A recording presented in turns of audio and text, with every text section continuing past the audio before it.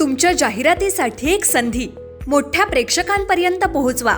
व्यवसाय असो किंवा इव्हेंट, विकासनामा सोबत जाहिरात करा. स्क्रीनवरील नंबरवर आजच संपर्क करा. विकासनामा, तुमचा आवाज, तुमची जाहिरात. तसंच विकासनामाला सबस्क्राईब करा आणि अपडेटेड रहा. रायगड जिल्ह्यात दिवसेंदिवस तापमानात सातत्यानं वाढ होत असताना कुठे 35 तर कुठे 42 अंश सेल्सिअस पर्यंत तापमान नोंदवलं जात आहे.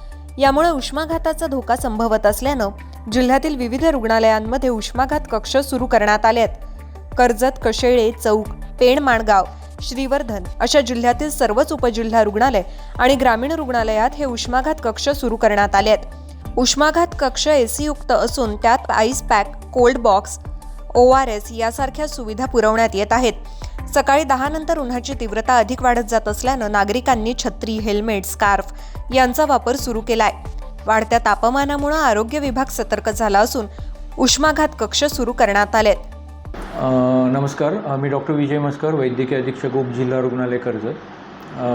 माननीय जिल्हा शल्यचिकित्सक रायगड यांच्या मार्गदर्शनाप्रमाणे रायगड जिल्ह्यामध्ये सर्व शासकीय रुग्णालयामध्ये उष्माघात वॉर्ड सुरू करण्यात आलेला आहे. या मार्गदर्शनानुसारच उपजिल्हा रुग्णालय कर्जत येथे उष्माघात वॉर्ड सुरू करण्यात आलेला आहे. संपूर्ण वॉर्ड हा AC आहे.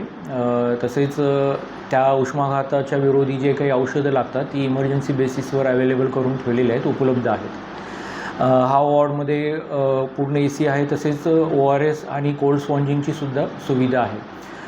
तर उष्माघाताच्या विरोधासाठी उपजिल्हा रुग्णालय कर्जतमध्ये आवश्यक त्या सर्व सोयी उपलब्ध आहेत. ज्ञानेश्वर बागडे, विकासनामा, कर्जत. तुमच्या जाहिरातीसाठी एक संधी मोठ्या प्रेक्षकांपर्यंत पोहोचवा. व्यवसाय असो किंवा इव्हेंट, विकासनामा सोबत जाहिरात करा. स्क्रीनवरील नंबरवर आजच संपर्क करा. विकासनामा, तुमचा आवाज, तुमची जाहिरात. तसंच विकासनामाला सबस्क्राईब करा आणि अपडेटेड रहा.